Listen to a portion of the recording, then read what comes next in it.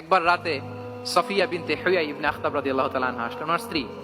কথা হলো এবার ওনাকে একটু এগিয়ে দিবেন, মসজিদ থেকে রাসূল সাল্লাল্লাহু আলাইহি ওয়াসাল্লাম বারান্দার দিকে পাশ দিয়ে আসলেন। হঠাৎ দুইজন আনসারী সাহাবী পাশ দিয়ে হেঁটে যাচ্ছেন। রাসূল সাল্লাল্লাহু আলাইহি ওয়াসাল্লাম আম্মাজানকে বিদায় দিবেন এখানে। ওই সাহাবী দুইজন রাসূল সাল্লাল্লাহু আলাইহি ওয়াসাল্লামের সাথে কে এটা টের পায় নাই, বুঝতে পারে নাই। বোরকায় আবৃত কোন এক নারী দেখে রাসূল আর ওই নারীকে দেখে তারা আরো দ্রুত গতিতে হাঁটতে শুরু করে দিচ্ছে, আমরা চলে যাই এখান থেকে। দেখেন রাসূল সাল্লাল্লাহু আলাইহি ওয়াসাল্লাম নিজের অবস্থানকে ট্রান্সপারেন্ট করার জন্য বললেন, আলা রিসলিকুমা, দাঁড়াও, দাঁড়ালেন। তখন রাসূল সাল্লাল্লাহু আলাইহি ওয়াসাল্লাম বললেন যে আমার পাশে যাকে দেখতে পাচ্ছ বলে দেয়া ভালো যে সে কিন্তু অন্য কোনো নারী নয়, সে তোমাদের মা উম্মুল মুমিনিন সফিয়া। সাহাবারা বলে, সুবহানাল্লাহ ইয়া রাসূলুল্লাহ, ইয়া রাসূলুল্লাহ, এ কেমন কথা, আপনি কেন আমাদের কাছে জবাবদিহি করতে যাচ্ছেন বা ক্লারিফাই করছেন?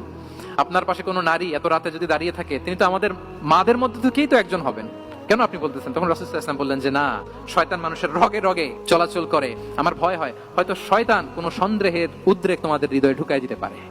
সুবহানাল্লাহ। এজন্য আমি ক্লিয়ার করে দিলাম এটা আমার বউ, আমার স্ত্রী, তোমাদের মা সফিয়া।